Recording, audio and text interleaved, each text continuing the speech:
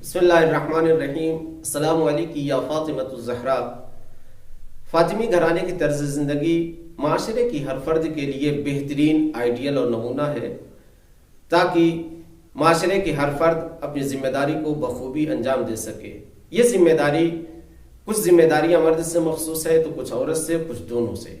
انہی مشترک ذمہ داریوں میں سے ایک ذمہ داری یہ ہے کہ گھر کا ماحول پرسکون رہے۔ پرسکون کب رہے گا؟ جب دونوں ایک دوسرے کا ساتھ دیں، ہاتھ بٹائیں، ہم راز رہیں، ہم راہ رہیں۔ امیر کائنات کی زندگی، امیر کائنات اور شہزادی کونین کی زندگی سے ہم ایک نمونہ پیش کرتے ہیں۔ امیر کائنات فرماتے ہیں کہ بخدا نبی کی بیٹی جب تک باحیات رہی کبھی میں نے کوئی ایسا کام نہیں کیا کہ نبی کی بیٹی ناراض ہو، کوئی ایسی بات نہیں کہی کہ نبی کی بیٹی غضبناک ہو، کبھی بھی میں نے نبی کی بیٹی کو کسی کام کے لیے مجبور نہیں کیا۔ یہ ہمارے گھرانے کی طرز زندگی ایک طرفہ نہیں، بلکہ نبی کی بیٹی نے بھی کوئی ایسا کام نہیں کیا کہ جس سے میں ناراض ہو جاؤں۔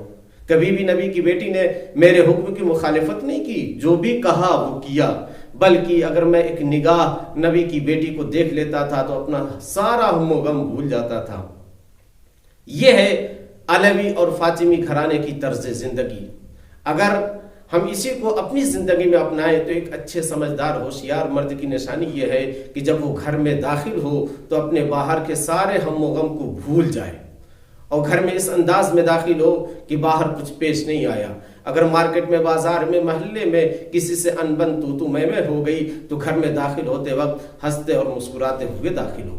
اسی طرح سے خاتون جو گھر میں دن بھر کام کرتی ہے تو کاموں کی وجہ سے اگر تھکن اور رنج و محن محسوس کرتی ہے، لیکن جب شوہر آئے تو مسکرا کر ملے۔ کیوں؟ اس لیے کہ گھر کے اندر شہزادی کونین ایک وقت میں 3 کام کیا کرتی تھیں، چکی بھی چلا رہی ہیں، بچے کو بھی بہلا رہی ہیں، قرآن بھی پڑھ رہی ہیں۔ اگر ہم ایک دوسرے کے ساتھ رہے تو ہمارے گھر کا ماحول پرسکون رہے گا، بلکہ ایک دوسرے سے گھر کے کاموں میں رائے بھی لیں۔ گھر کے دروازے پہ، امیر کائنات کے گھر کے دروازے پہ 2 لوگ کھڑے ہیں۔ امیر کائنات گھر کے اندر آتے ہیں، بیوی سے پوچھتے ہیں، کچھ لوگ آپ سے ملنا چاہتے ہیں، آپ کیا کہتی ہیں؟ ایک مرتبہ شہزادی نے کہا، یا علی گھر آپ کا ہے، زوجہ میں آپ کو ہوں، جو آپ فیصلہ لیں گے مجھے منظور ہے۔ امیر کائنات نے اجازت دی، 2 لوگ گھر کے اندر آئے، لیکن شہزادی نے اپنا رخ دیوار کی طرف موڑ لیا۔